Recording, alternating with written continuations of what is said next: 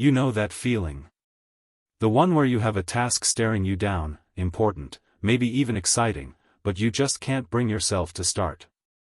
It's not laziness, it's something deeper, a resistance that keeps you glued to your chair, scrolling, or finding anything else to do. What you're experiencing is often called the threshold of activation energy, a term borrowed from chemistry, but perfectly applicable to our work lives.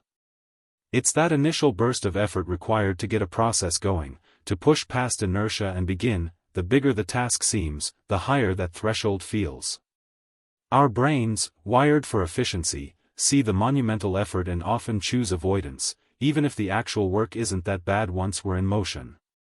The thought of starting becomes more daunting than the task itself. Consider the story of a renowned author, let's call her Sarah, who faced this exact challenge with every new book. She was brilliant, her ideas flowed once she was writing, but the blank page for a new novel was her nemesis. Sarah would spend days, sometimes weeks, procrastinating. She'd feel overwhelmed by the sheer scope of writing 80,000 words. She'd clean her house, organize her entire office, answer every email, anything to avoid that first sentence. The pressure of starting perfectly paralyzed her. One day, frustrated and behind schedule, she remembered a trick from a mentor: just write a single sentence. Any sentence. It doesn't have to be good.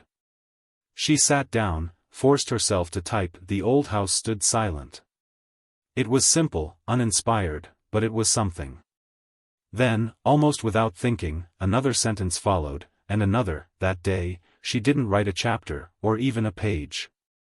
She wrote 3 sentences. But crucially, she had started. The activation energy for those 3 sentences was tiny, almost negligible. Once she had that tiny bit of momentum, the next writing session became easier, and the next. Sarah's breakthrough illustrates a powerful strategy: drastically lower the activation energy. Instead of committing to write a report, try open the document. Instead of clean the whole house, try pick up 5 things. Make the first step so small it feels almost ridiculous not to do it. Another tactic is to prepare your environment to reduce friction.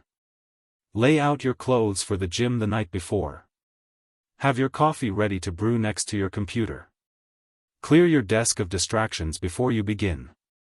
Reduce any mental or physical hurdles that add to that initial resistance, making the path to starting as smooth as possible. Remember, the goal isn't to finish everything in one go. It's to simply begin. Once you cross that initial threshold, the work often becomes its own reward, and you'll find yourself flowing with an ease you thought impossible.